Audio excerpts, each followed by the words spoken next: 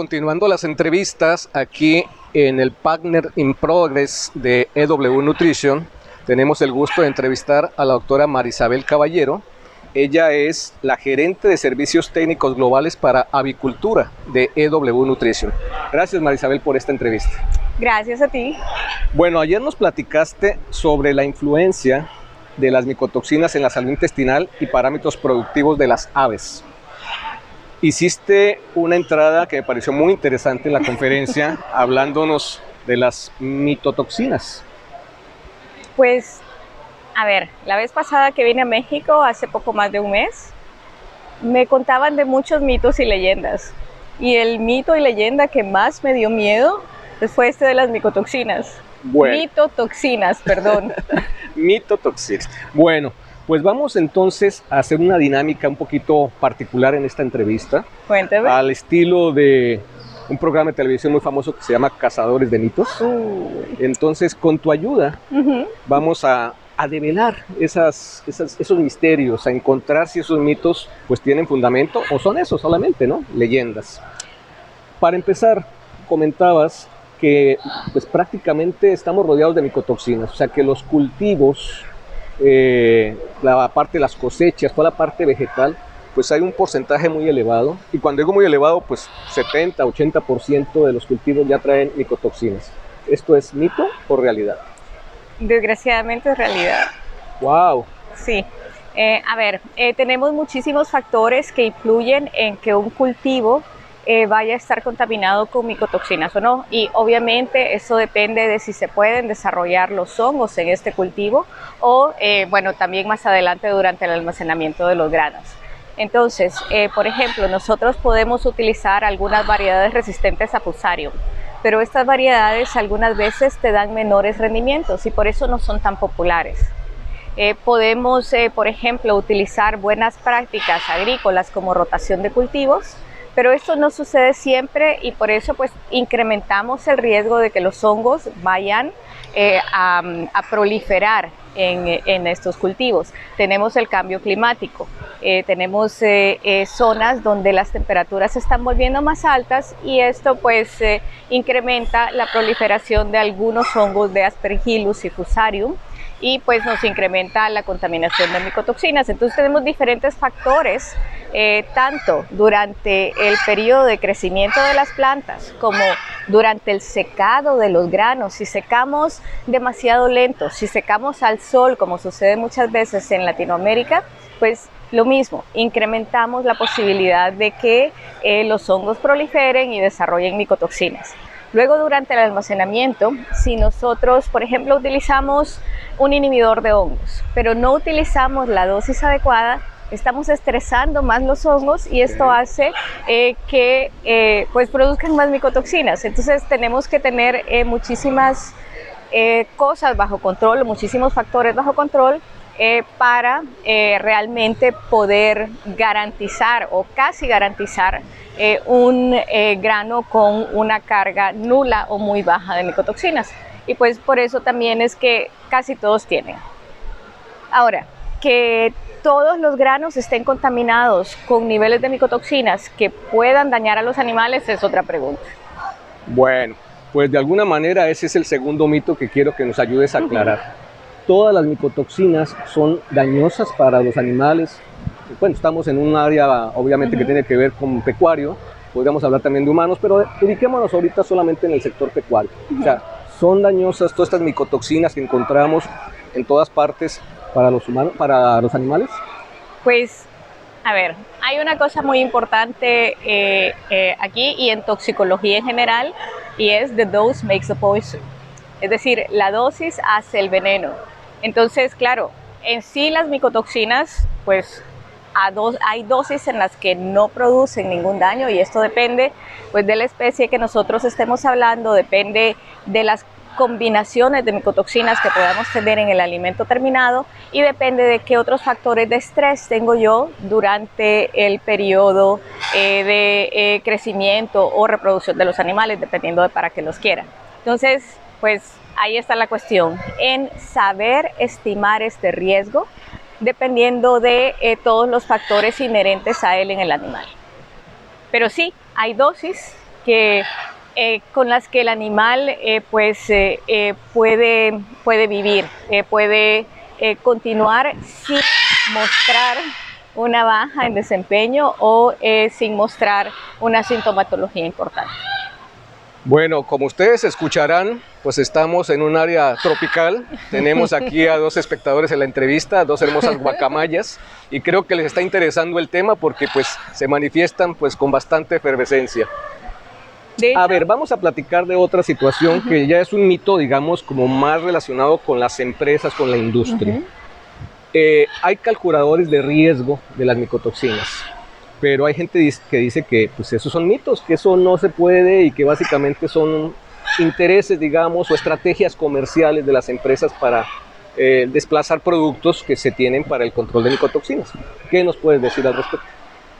Cuando nosotros recibimos un análisis de micotoxinas o un resultado de análisis de micotoxinas, ya sea de un laboratorio o ya sea de un análisis interno o incluso de un proveedor, que nosotros, por ejemplo, ofrecemos este servicio, pues nos dan unos números. Y a veces, si tenemos suerte, pues también nos dan una tablita donde dice: aquí hay un riesgo bajo, este es un nivel alto o este es un nivel medio, por poner un ejemplo. Pues esto nos empieza a ayudar a interpretar esos números que nos dieron, pero claro, al final solo son números, los números no nos dicen nada, nosotros tenemos que saber qué quieren decir y para eso sirven las calculadoras de riesgo. Yo puedo hablar por la calculadora de riesgo de IW Nutrition porque he estado muy involucrada en su desarrollo y te puedo decir que está basada en muchísimos papers, en muchísima literatura científica relacionada con el daño que causan las micotoxinas a todos los niveles que nosotros pudimos encontrar en los animales. Y además de esto hemos tomado en consideración las combinaciones que de momento se han utilizado en diferentes experimentos. No te puedo decir que nuestra calculadora puede decirte cuál es el riesgo de cualquier combinación porque no sería verdad, pero nosotros estimamos esto lo mejor que se puede con la literatura científica disponible, con la experiencia que nosotros tenemos y además con los ensayos propios de IW Nutrition. Es decir, tenemos una calculadora muy bien respaldada. Y también conocemos nuestros productos y sabemos qué dosis podemos recomendar para cada uno de los riesgos que nosotros podamos identificar. Esto es conveniente para los productores. ¿Por qué? Porque muchas veces si tenemos un riesgo bajo, ojo, que un riesgo bajo implica que ya estamos mirando un cambio, ya sea en algunos indicadores metabólicos o en algunos indicadores de funcionamiento hepático o digestivo en el animal. Es decir, ya el animal empieza a utilizar recursos, a utilizar energía, proteína para poder lidiar con este desafío. Entonces, pues ya podríamos tener un impacto en el desempeño. Y en ese caso nosotros recomendamos la dosis adecuada para ese desafío, que podría ser, por ejemplo, 1 kilo por tonelada o qué sé yo, de X secuestrante. Cuando el riesgo se vuelve más alto, entonces nosotros vamos a decir, ok, la recomendación ahora es tal producto y a tal dosis. Pero eso es muy conveniente porque dependiendo obviamente del número de muestras que se manejen, este riesgo puede ser manejado de la manera más económica posible y más efectiva. Muy interesante, Marisabel. Bueno, y ya para, digamos, cerrar el círculo de mitos que tengo ya así como que señalados, ¿cuál se dice pues que ya se ha hablado tanto y se ha sacado tantos productos para controlar y para eliminar micotoxinas que ya se llegó al tope? O sea, ¿es cierto o se sigue investigando, se siguen teniendo innovación alrededor de estos temas? Yo creo que todavía hay muchísimo espacio para la innovación.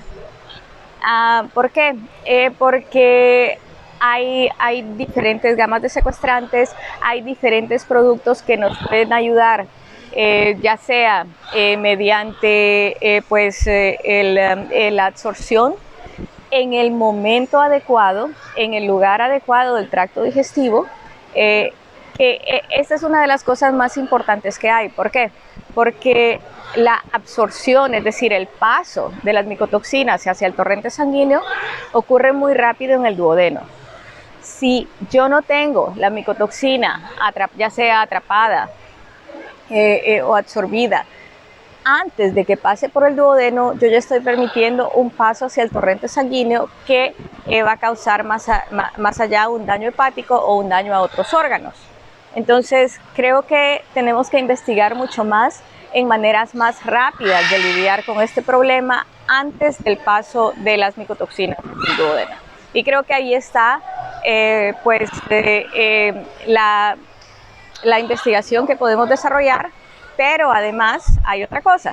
Hasta ahora no hay un producto o no hay un ingrediente o una combinación de ingredientes inclusive que sea capaz de lidiar con el 100% de la contaminación que yo vaya a tener en un alimento.